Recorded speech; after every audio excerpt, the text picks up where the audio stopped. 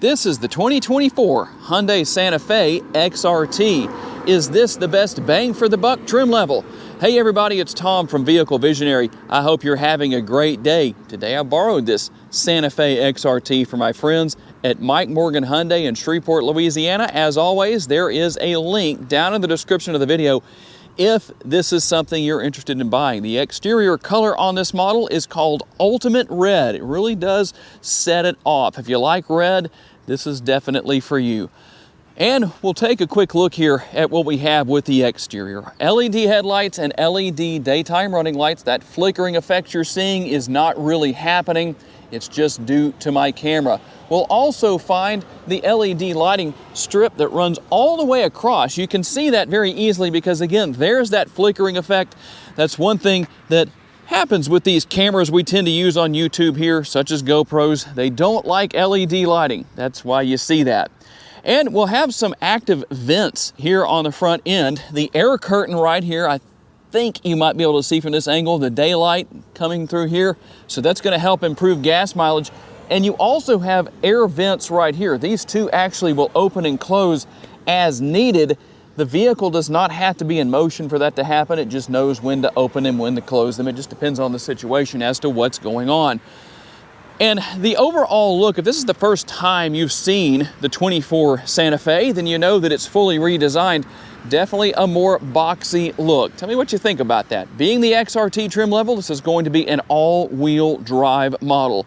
And let's talk a little bit about our tire and wheel size here. 245 on our width, a 60 series sidewall wrapped around the XRT.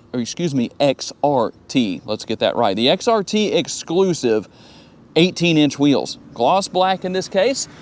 Now, what we have right here, not going to be active. It's just there for cosmetics. Tell me what you think. Should that be some kind of an active vent of some sorts? We'll have the gloss black mirror caps with the turn signal indicators built into the power adjustable and heated side view mirrors. And we'll take a quick look at the remote. You'll have everything you need here. Remote start right there. And you'll notice the roof rails up there. You can obviously buy the crossbars and use that for additional cargo space. But here's something very interesting. To gain access to that area, it's going to be a lot easier than it would be with a lot of other vehicles. We have the C-pillar assist handle right here. And what exactly is that? Well, let me show you something first. You'll use this area right here, and you can stick a variety of things in there. The vehicle should come with a little key that you can stick in there and turn that, and that will unlock this area. And when you do that, here's what happens. Then you can reach in there and use that assist handle to actually put your foot up on the tire and then lift yourself up to gain access to that area. It's going to be on both sides of the vehicle, very simple to use. Tell me if this is the first time you've seen that feature on the Hyundai Santa Fe for 2024. And we'll finish things off here on the rear. I know you probably saw it, I didn't say anything about it, but you noticed on the front end you have the Hyundai H as part of the daytime running lights and the blinkers, and you're basically going to have the same thing back here with the tail lights and the blinkers that are built in there as well. We'll also have the singular exhaust. Seems like there should be two just to balance things out. And this is a power tailgate. I like that the rear window wiper is tucked away inside of the rear roof spoiler right there. Let me give you a good look at that so you can see that it's up there. Just gives it a cleaner look back here. Under the hood is the 2.5 liter four-cylinder. It makes 277 horsepower and 311 pounds-feet of torque. We'll go over here and take a look at the window sticker to see what the MPGs are. 19 city, 26 highway, 22 combined, and 4.5 gallons of gas per every 100 miles driven.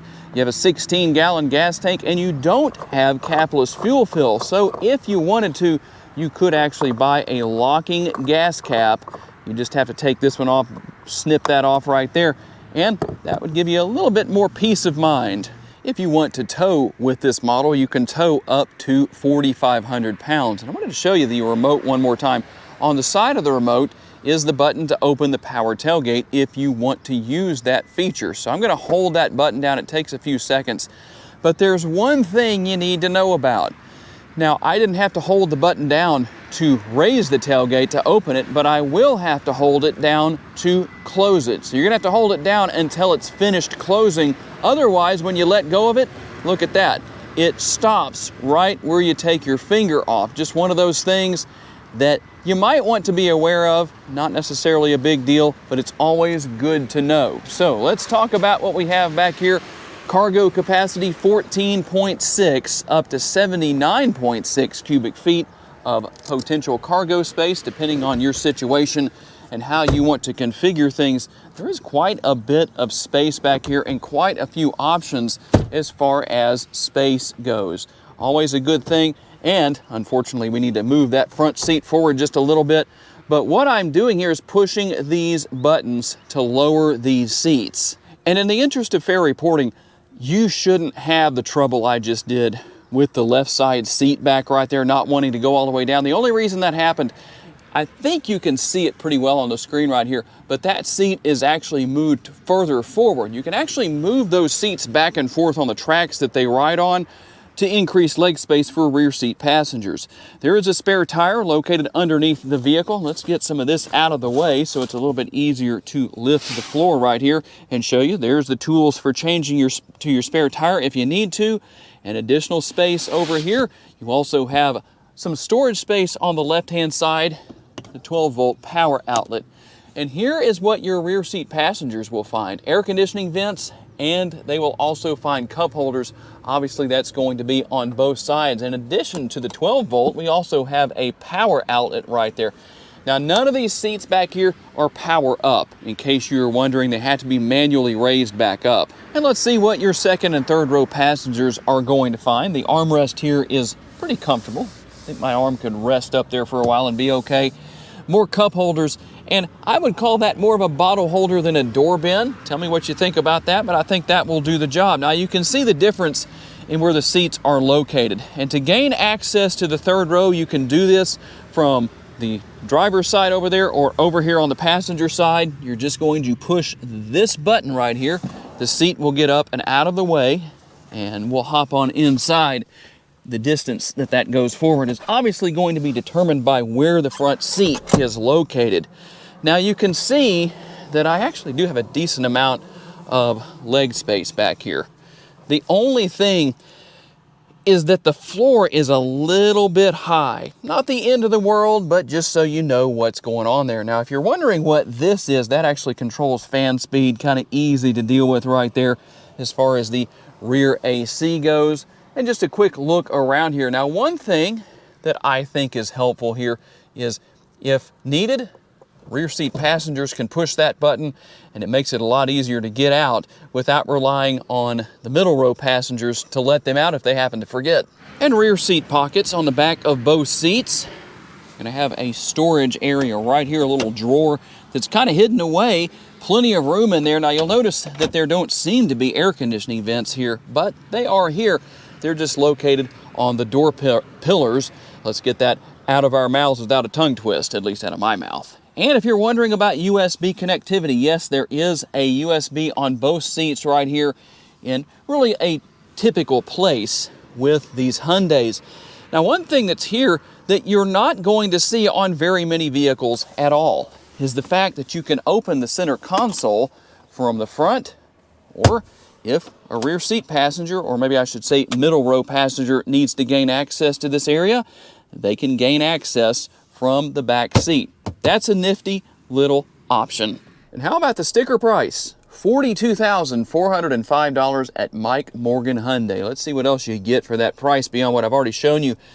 And thankfully, you likely know what's here on the door panel on the driver's side, because it's all hidden away by that sticker that's saying, "Tom, don't you dare roll those windows down."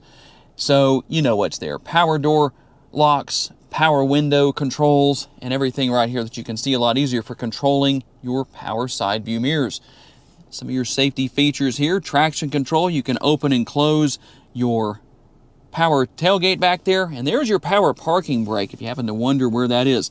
Right here is the lever that you can drop to adjust the tilt and telescopically adjustable steering wheel. And speaking of the steering wheel, here's how that looks as far as everything that you have there.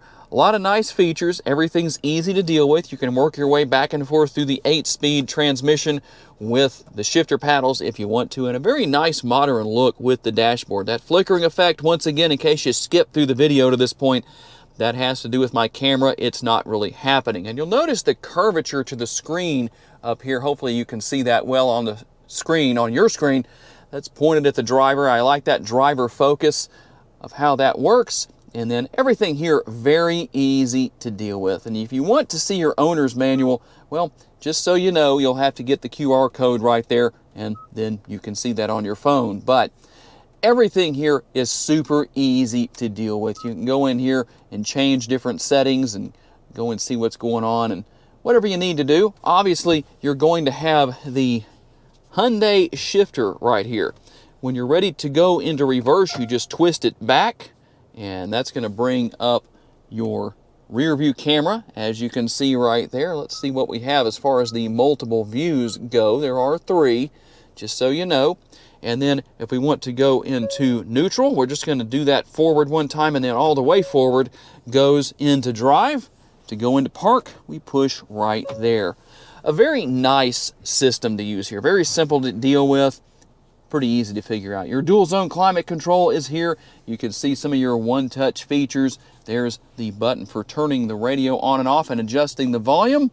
And then you can also go through your stations right here, and you can see some of the features right here that you can bring up on the screen. If you're wondering about having built-in navigation, yes, you do. You can pair your phone wirelessly. Apple CarPlay and Android Auto will be here. And everything else here, pretty easy to deal with. What about your drive modes? Let's go through those drive modes. So here's what we're going to have. We'll go through everything. We have normal, sport. We're going to have my drive, and you saw snow earlier. For those of you who live in an environment where you receive a lot of snow and ice, with all-wheel drive on this XRT model, that is going to be helpful. Here is your wireless charging pad. Also, some connectivity right here, your bottle holders. And I showed you the inside of the center console already.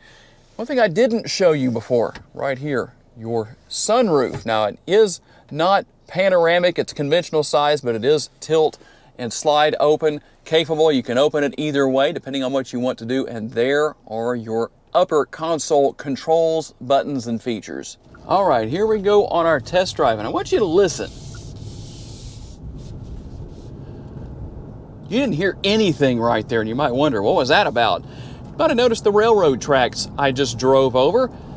That area really does a good job of giving kind of a demonstration of whether or not the interior is quiet. It also gives a good demonstration of how smooth the vehicle rides. And I'll tell you what, this Santa Fe took those railroad tracks with no problem. Very quiet. Definitely barely even noticed that I drove over them. So that's always a good thing. People always wanting a smooth riding vehicle. Can't blame you for that. I know I sure do. And as far as the interior space goes, you definitely have plenty of it. There is no shortage of space here. I don't feel cramped whatsoever as the driver. I could adjust things a little bit more than what I already have, but not really a big deal. And you might wonder about 277 horsepower. Is it enough? Sure seems like it to me. I got on it just a little bit earlier before I turned the camera on to get around a slower moving vehicle, kind of like I did right there, except I was moving a little bit faster and they were moving a lot slower. No problem whatsoever. And I didn't really give it a lot of gas. I was really not trying to push it too terribly hard, but not a big deal. So that's not going to be a problem when you need to merge into fast moving traffic, or if you're passing a slower moving vehicle, maybe on a 2-lane road, something like that. It just depends on the situation. Steering wheel itself, nice and comfortable. Definitely a very nice interior. And we didn't talk about it and show it earlier, but you have the upper and the lower glove boxes over here. So plenty of space within the interior. A very well-balanced vehicle. And obviously, if you're saying to yourself, you know what, Tom, I'd really like to step up a little bit and have a few more features. Well, obviously, you have the limited and you have the calligraphy. You're going to pay more. but you'll obviously get more for what you pay and get some of that ambient lighting and different features like that.